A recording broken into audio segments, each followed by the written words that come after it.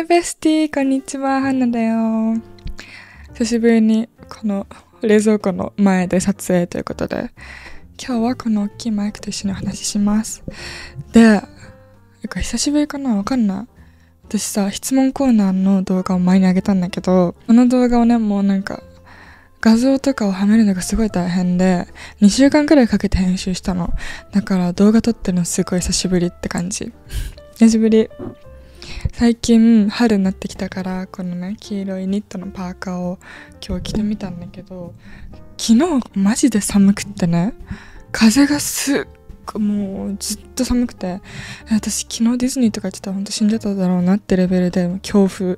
もうね、ディズニーのパレードなくなったらしいよ、昨日。全然関係ないけど。はい、もうすぐ春ということで、今回のトピックは、今回動画を撮る理由は、私イラストも描いてるんですけど、インスタグラムでキティバニーハンナっていうユーザーネームでイラストの投稿をしてて、それの新作がついに終わったので、今回もまた解説しながら、私のこと話しながらっていう動画を撮ろうかなと思って動画を撮っております。今日はね、ちょっと片方三つ編みみたいな感じ。今回のトピックはお洋服です。このトピックはね、もうずっとやりたかったの。ずっとやりたくて、これについてまとめたいし、この絵とかも描きたいし、みんなにシェアしたいなと思ってて、もうついにどれをさ、いろんなトピックを入れすぎても見づらいじゃん。だから結構ギュッて絞って、私なりにまとめたから、よかったらインスタグラムに来てください。文章もね、毎回言ってんだけど、文章も結構いろいろ書いてるから読みに来て。今回のトピックはお洋服なんだけど、それは一番大きいやつで、他にもお金の使い方とか購入基準とか私の考え方とかをシェアした。で、もともと高校生の時に卒業論文っていうのを書かないといけなくって、学校の決まりでね。それで約1年ぐらいを通して一つのトピックについて作文っていうか論文を書き上げたんですが、ちょっと見せます。これポートフォリオなんだけど、これを高校の時に持って行ったんですね。ちょっと待って、多いのよこれが。こういうの、ファストファッションの問題から若者の消費価値観を変化させるにはというタイトルで私は書き上げたんですね。これは全部じゃないけどね。それで、自分なりにファストファッションについて少し調べたから、ちょっとそれについてもお話ししようかなと思って、みんなファストファッションとかお洋服とかにすごいもうそれについて超考えてるって人はそんないないっていうか、わかんないと思うんだけど、みんな、お洋服普通に買って終わりみたいな感じの子もいると思うし、それはそれでいいんだけど、でも私がこの考えを伝えることによってみんなの考えが変化したりとか、調べるきっかけになったりとか、そういうきっかけになってほしいなと思って、今回はみんなと一緒に意見をシェアすることにしました。で、このね、高校生の論文は学生だし、そんなすっごい大したあれじゃないんだけど、でも一番最後の論文発表会みたいな、学年の中でみんなで発表する会があったの。それで私選ばれちゃって、謎に選ばれて、クラスで1人か2人か選ばれるんだけど、それで選ばれて発表したやつだから、ちょっと頑張ったのかもしれない、高校生にしては。私なりに考えを深めたつもりだから、お話します。で、このトピックを決めた理由というか、私が今回この投稿のトピックでお洋服について選んだきっかけとして、私は衝動買いしたりとか大量に買っても全然結局着なかったみたいな服があったりして、後悔することが多かったのね。だから自分なりに一番いい服の買い方を研究しようっていうか調べようと思って、研究はそんな大きいことじゃないんだけど、自分なりに答えを出そうと思っていろいろ模索してて、その過程で自分の服の買い方を見つけたから、みんなもどうかなと思って話そうかなと思ってる。服があるのに足りないとかさ、うまく買いたいとか、よくクローゼットにめちゃくちゃ服あるし、全然服買ってるのに自分の着たい服がないみたいなそういう経験ない？私本当にめちゃくちゃあって、こんなにあんのにないんだけどみたいな、こんなにあるのに自分のお気に入りの服がないみたいな。だからみんなのお気に入りの服を見つける手助けにもなりたいし、私も今探し中、クローゼット、自分の素敵なクローゼットにしようと模索中だから、このことについて話そうかなと思ったんですね。ぜひ最後まで聞いてください。まずこのファストファッションとか服についての話をすることにおいて、一番私が最近、出てきてるものとしてシーインについて話そうかなと思って。シーインについて日本で話してる人あんまりいないかな。私見たことないんだけど、この研究をした時にもシーインについてすごい触れてたんだけど、今回もそれについてちょっと触れることにするね。シーインってみんな知ってる？多分だけど、私の視聴者の子はお洋服が好きな子も多いだろうし、あと若い子がすごい多い。私と同年代の18歳、19歳とか、そのぐらいの年代の子がすごく見てくれてるから、シーンはほぼ知ってると思うの。TikTok とか Instagram とかもすごい出てくるし、コンテンツもめっちゃあるじゃん。シーンっていうものについてとりあえずちょっと説明しようかなと思って。SNS でもすごいいっぱい写真とかがあって、コンテンツとしても人気だと思うのね。 YouTuber でシーン爆買いしてみたとか、シーン100点買ってみたみたいな、わかんない。これ固定の個人の人のことについて研究してるわけじゃなくて、そういうのがあるよねって話なんだけど、あると思う。見たことあると思う。私も、誰とか覚えてないけど、シーン爆買いっていうコンテンツが検索欄に上がるくらいすごい、もうそれだけで、そのコンテンツを上げるだけで視聴率稼げると思うの。だから、シーンはすごい人気で、研究を見たときに2023年の1月から4月の EC 系のアプリのダウンロード数が第1位なんだって。だからもう Amazon とかより上みたいな。本当にシーンってすごいの。最近出始めたものなんだけど、 Amazon とかはさ、もう全部揃ってるし当たり前だと思うんだけど、 Amazon よりも上だったんだって。やばくない？シーンってすごいの、本当に。最近はテムっていう中国系の EC がすごい勢いが強くて、テムは、シーンはお洋服がすごい多いんだけど、テムっていうものはキッチン用品とか生活雑貨とか家電とか、もうそこまでも安いのみたいな。普通だったらもう10万くらいするものが1万円で買えますみたいな。多分わかんない、もっと値段低いのかもしれないんだけど、そのぐらいの感じでテムとかシーンとかが流行ってるのね。でその2つは中国系の EC で、シーンとテムはどっちも中国系で、シーンはウルトラファストファッションって言って、ファストファッションっていうユニクロとか H&M とかいわゆるファストファッションではなくて、もっと上のレベルのもの、もっと早いの。シーンがH&M が1ヶ月でデザインから販売までするものをシーンは1週間でするみたいな。だからもう本当に究極まで効率を最大限にスピードアップさせたものがシーンなの。だからもうね、すっごいスピードで入るし、発送とかも早いし、もう対応も全部早いし、もう全てがスピードがすごいの。だけど、このファストファッションとかウルトラファストファッションとかの問題で一番大きいのが SDGs、 環境破壊とかそういう問題、あと人権侵害とかそういう問題だと思うんだけど、これについては論文でも調べたんだけど、今回はちょっと消費者側の立場になって消費者の考え方とかについて話そうかなって思ってるし、SDGs の話って大事なんだけど、だったらこれもあるじゃんとか、もう結構いろいろな大きな問題になっちゃって、どれが正解っていう風に話せないから、今回はそれについて省くね。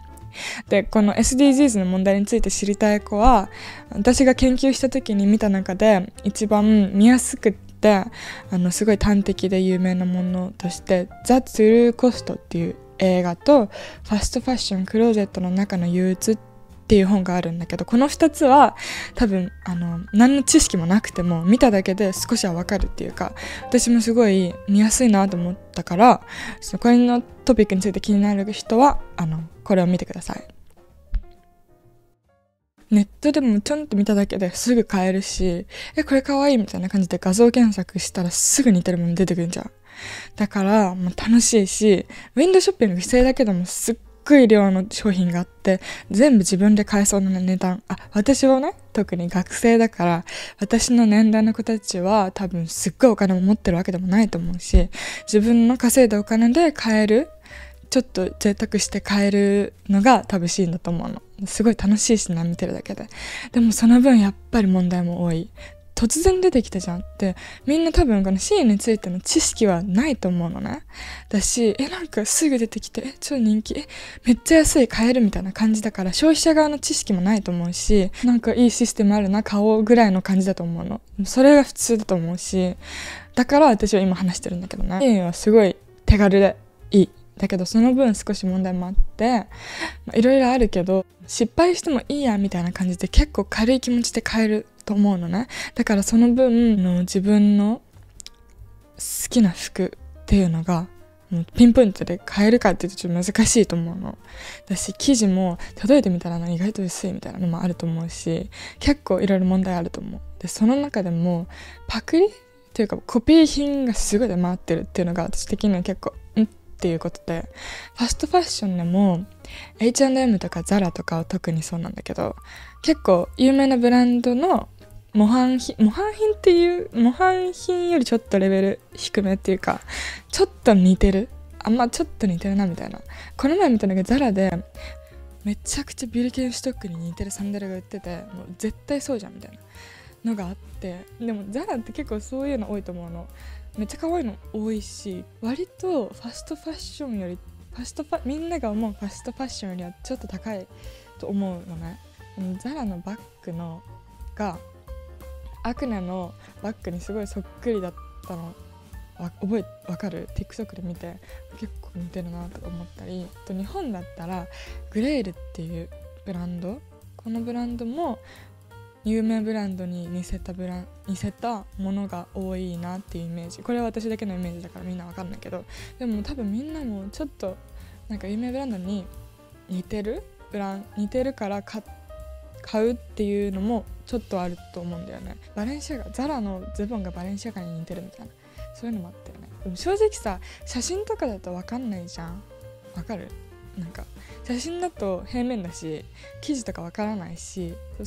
見てる分には全然有名ブランドよりも超安くなったけどほぼ一緒みたいな感じだと思うんだけど、これに関してはパクリって結構線引きが難しくて、私も、ね、パクリってさ、ちょっと初めは、って思ってたんだけど、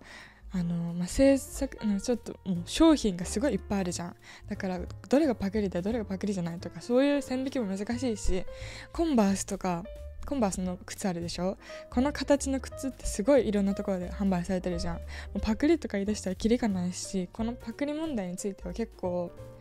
線引きが曖昧だから、これについては私も何も言えないし、有名ブランドとかすごい高いからさ、やっぱり学生とか特にお金ないし、服にそんなかけらんないし、模範品でいいやって思うこともあると思う。私もちょっとあった、これが悪いって思わない。だってもう売られてるしね。だから売られてたら買う権利あるししょうがないと思うから、これについては言うのやめます。これについては言わないし、全然みんな好きなもの買ってって思うんだけど、シーンはねちょっと厄介で、個人ブランドとか個人デザイン、商業もっとちっちゃい企業のものを真似してるのね。真似っていうかもうパクリじゃない、コピー品なの。例えば有名なイラストレーターさんがいて、その人のデザインをもう勝手にもうそのままコピーしてカバンにしちゃうとか、コピーしてステッカーにしちゃうとか、それをねシーンはやっちゃってるの。だからもうこれはちょっと NG だと思ってる、私的には。だってもうさ、これパクリとかじゃなくてコピーだから、それはちょっと NG じゃないと思って、私はこれはちょっと私もクリエイター側でイラストも描いてるから、私がパクられても全然私権力とかゼロなんで、シーンなんてもうすっごい大きい会社じゃん。だからですごいスピードでいろんな人が見てるところででっかいところで販売してて、私のねちょっとババって描いたこのねちっちゃい、もう私が何時間もかけて描いたようなちっちゃいこの絵がもうすぐビャンってね300円とかで売られてたらさ、もうって悲しくなっちゃうし、これやめてくださいっていう過程も絶対長いだろうし、やめられてもさ裁判とかもう起こせない、全然お金とかないんですって感じだから、ちょっとコピー品はねちょっと悲しいってか NG、だからそういう面だけを見るとしても、私はちょっとシーンはあんまりちょっとあれだな、あんまり良くないかなと思う。だからちょっとやめてほしい。やめてほしいって言っても別に全然やめてくれないとは思うんだけど、ちょっと悲しいかなと思った。そこでいろいろな問題、これ以外にもいろいろあると思うんだけど、安くいっぱい買うっていうのが C の醍醐味だと思うの。そうなんかビッグハウルっていうハッシュタグがあると思うんだけど、ビッグハウルって検索したらもう大量100点とか50点とか買うシーン買ってレビューしていくみたいな動画もすごい見ていてもさ、こんな買えるんだとか思ってすごい楽しいけど、やっぱり大量消費ってちょっとっていうところがあるじゃない。ちょっと良くないじゃん、環境的にもマインド的にもなんか、あんまり良くないと思ってるの。シーンについて何も知らなかった頃は買ったことあるの。なんか前はね、ロムウィーっていうサイトとシーンっていうサイトがなんか2強みたいな感じで、多分2019年とかだと思うんだけど、その頃はシーン全然日本で流行ってなくて、アメリカのどっかの TikToker が教えてくれてて、めっちゃ安いのありますみたいな。でそれでめっちゃ可愛いと思って買ってたんだけど、もうそこで買ってた服本当に見るに耐えない感じで、こうなんかベストチェックのベストとかちっちゃいこのクラッチバッグとか、その頃に TikTok で流行ってたやつを買ってたんだけど、その頃私めっちゃポップカルチャー今も好きなんだけど、海外かぶれで海外のなんか海外 TikToker とかの服をめっちゃ真似してた時代があってTikTok ですごい可愛い服流れてくるじゃん。私もこういう海外っぽいファッションしたいと思ってたんだけど、Forever 21が多分日本からなくなった頃で H&M Forever 21とかしか海外っぽいくて安いサイトを知らなかったの。環境破壊とかの側面から物を買わないとか、スローファッションにしようとか、エシカルファッションっていう環境とか人に優しいファッションをしましょうよっていう意見もあると思うんだけど、私たちからしたら、私からしたらおしゃれを楽しむ権利は誰にでもあると思うし、そのサイトとかそのなんて言うんだろう、そういうシーンとかそういうブランドがある限りは買わないっていうのはありえないと思うの。なんかボイコットとか普通に難しいと思うのね。だしエシカルファッションってすごく限られていてめちゃくちゃ高いし、デザイン性もあんまりない普遍的な着やすいファッションが多いの。だけど私的にはファッションっていうのはもう個人を出す、個人の、パーソナリティを表すものだと思ってるから、その側面から見るとちょっとシンプルすぎてもなんか自分の好きな服じゃない服を着てても全然心地よくないと思うから、そういうのいろいろしがらみとか考えた結果、私がたどり着いた考え方が服の買い方を見直すっていうこと、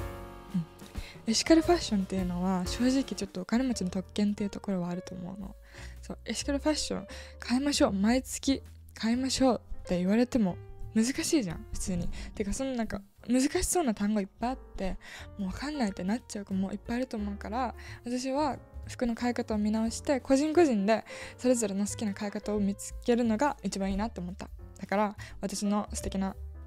いい買い方を見つけたからちょっと紹介するね。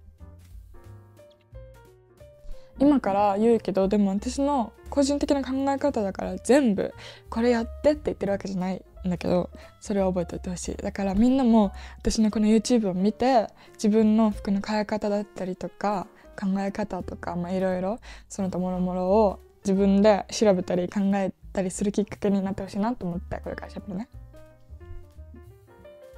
まず私はスローファッション年に1回買うとかちょっと無理、普通にできない。やっぱり可愛い服着たいし衝動買いだってしちゃうと思うの。例えばネットで見ててめっちゃ可愛いと思って古着とかだったらさ、なんかあと1点ですとか言われて買っちゃうとかもあるし、普通に歩いてて友達とショッピングとかしてて、それこそ古着とかはさもう一点物だから出会えないじゃん。でもめっちゃ可愛いと思って買っちゃうとか、もうそれはしょうがないってか、やった方がいい。その方が人生楽しいと思うし、だから衝動買いすることはあるよ。だけど基本的には自分のルールに従って買うようにしてる。じゃないともういらないものまで買っちゃって、家のクローゼットの中がもう知らない人の服のクローゼットみたいになっちゃうから、やっぱり自分の好きな服だけを入れたいって思うの。なんかこれ違うなみたいなやつなくしたいし、なんかそれぞれいろんな服で自分の好きな服だけで着回したいなと思うから、こういう風に思った。お金を入ってお洋服買うなら大好きでずっと着るような服が欲しいなって思ってて、その時のトレンドをもうその時だけに買うみたいな。例えばその時流行ってた服をなんていうんだ、1月に流行った服は1月買ってで捨てて、2月に流行った服は2月に買って2月に捨ててみたいな。ちょっとそれは普通にもったいない、お金的にもったいないし、なんか服への愛情なくなっちゃうなって思ったのね、私は。だからなんか着ててこれ私の服みたいな、私のパーソナリティが現れてる服を着たいから、なんかその時だけにいっぱい買っても数年後に残らないような買い方はしたくないなと思って、こういう感じになった。かといってトレンドを取り入れないってわけじゃなくて、全然トレンドを取り入れるし、自分の可愛いなって思ったものは着るようにするけど、トレンドだから着るっていうのはあんまりしてないかな。トレンドで自分が好きなやつは取り入れて、で他にも自分の本当に好きな形とか服とかも取り入れてミックスして、そしたら自分だけのファッションができると思うから、それいいなと思った。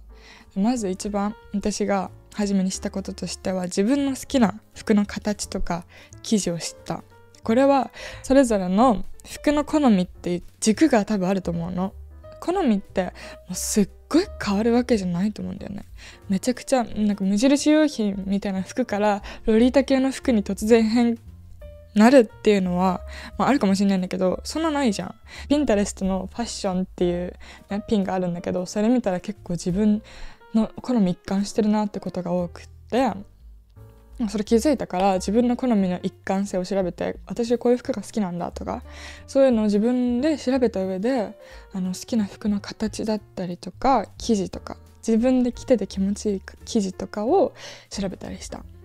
特にオンラインで買うときはさ、見た目可愛くても生地があんまりだったとか、値段すごい高い服買っても全然ペラペラな生地とかあると思うの。だからデザインだけじゃなくて生地も見るようにしてる。レーヨンとかポリエステルとか化学繊維はシワがすごいできちゃうとか、テロテロだったりとか、生地感が結構難しいし、あと汗がすごい染みちゃうとか、そういうのがあるから、それぞれの服の生地を見つけたら自分の好きな生地とかを調べたりとかもしてもいいし、ちょっとなんか化学系は結構自分で事前に調べた方がいいと思う。私は最近はミモレ丈のスカートにハマっていて、なんかね、昔古着屋でミモレ丈のチェックのスカートを買ったんだけど、良さは全然分かんなくてミニスカートに切ってミシンで縫ったことがあるので、それ今後悔してる。長めのスカートが超着やすいし、なんて言うんだろう、露出があんまりないからすごく着やすいし、結構合わせやすくて好き。あとはボートネックのトップスがすごい好きで、ここら辺のね、ここがボートみたいになってるネックなんだけど、これはめっちゃ可愛い。すごい好き。セントジェームズの服がすごい有名だと思うんだけど、あれもめっちゃ生地硬くて私欲しいんだよね最近。生地硬いのも好き。なんか着やすくて。私は初めに自分のクローゼットの中にある超お気に入りの服のサイズを調べて、紙に書いて、着丈はこれで、ズボンの幅はこれでみたいな、股上何センチみたいなの調べて、その一番大好きな服を元に外に買いに行ったりとかオンラインしたりとかした時にサイズ比較して、これくらいだったら私の好きなサイズだなとか思って買うようにしたら、ネットで買った時もサイズに失敗したことないし、自分の好きな形に近い理想の服が買いやすいと思うから、これは超おすすめ。さっきも言ったけど、自分の好きなテイストの服とか美学を知るのはすごいいいなって思うの。一貫してるって言ったじゃん。で、美学ってエステティックっていうのがあるんだけど、それはなんかピンタレストで言うと、バレエコアとかダウンタウンガールとかいろいろ検索のやつがあるのね。でそれを調べるとそれっぽい服がいっぱい出てくるの。だからその美学を覚えるとめちゃくちゃ自分の好きな服が分かりやすいと思う。だからこれマジでおすすめ。そうなんかね、エステティックウィキっていうサイトがあって、これ見るといろんな美学が載ってて、その中で自分の好きな美学を見つけるとそれを検索したらそれっぽい服とか出てくるし、ブランドとかも出てくるから、それめっちゃおすすめ。自分の好きなスタイルを見つけると服を探しやすい。あとはセレクトショップとか古着屋さんとかになると、なんて言うんだろう、そのセレクトしてる人の好みとかすごいギュッて詰まったお店とかあるじゃん。例えばアウトドア系のお店とか、ストリートがすごい売ってるとか、ちょっとフェミニンな服が売ってるとか、そうだからそういうのもあるから、そのセレクトショップとかも自分の好きなスタイルのやつ見つけると、自分の好きなスタイルの服しか売ってないから見つけやすいし、結構素敵な服いっぱい見つかるから、それもおすすめ。だから自分の好みを知るっていうの結構いいな。私が一番役立ったなって思うものは、買う基準を決めること。これはさっきも言ったんだけど、買う前にちょっと待って、マイクの位置が、買う前になんでこれ欲しいのとか、自分の基準を考えたらいらないって思うことが増えたの。だからやっぱ基準作ってよかったなと思って、これみんなにシェアしようかなと思いますね。でその中でも SNS 映えするような服は買わないっていうのを決めてて、なんかデザインでなんて言うんだろう、 SNS 映えするからとかインスタ映えするからとか、そういう理由で買うと自分の本当に好きな服じゃない場合が多かったの。あとはセールしてるから買うっていうのもやめた、自分の好きな服がもともと狙ってた服とかがセールしてたら買うのはあるんだけど、セールした上でセールしてるから買うみたいな、高かったら買わないけどこの値段だったら買うかなってちょっと妥協して買ったものは自分のスタイルじゃないことが多くって、でも自分の新たなスタイルになる手助けになるっていう考え方もある。それもいいんだけど、でも私は結構失敗すること多かったから、あんまりこの買い方はしないようにしてる。なんかなんでこの服買ったのみたいな、1回しか着てないみたいなこととかもあって、だからこの買い方あんまりしてないかな。安いから買うって、だったらちょっと高いけど自分の好きな服買った方が着てて着やすいし、絶対捨てないと思う。よくよく考えたら意外と欲しい服って限られてくるの。こういう自分の基準をいろいろ決めると、意外とこれいらないかもみたいなブレーキがすごいかかるから、ブレーキがいっぱいかかることによってその本当に欲しい服があるというか、なんかわかる？ここブレーキいっぱいあって、で最終的に欲しいものこれみたいなのもあるし、その限られた中で範囲内自分の予算のお金をうまく使えられると思う。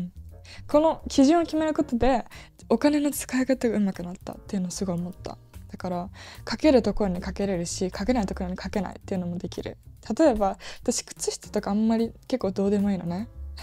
靴下は別に100均でもいいかなみたいな思ってて、この前ピンクの靴下インスタに載せたんだけど、それも100均だし靴下別にいいんだけど、でもジャケットとかアウターとかお金かけたいなとかでジャケットお金かけるとか、そういうバランスも大事だと思うから、そういうのも自分で決めたら結構お金のかけ方も上手くなるかなと思う。クオリティオブライフ上がりました。だからおすすめ。みんなも自分の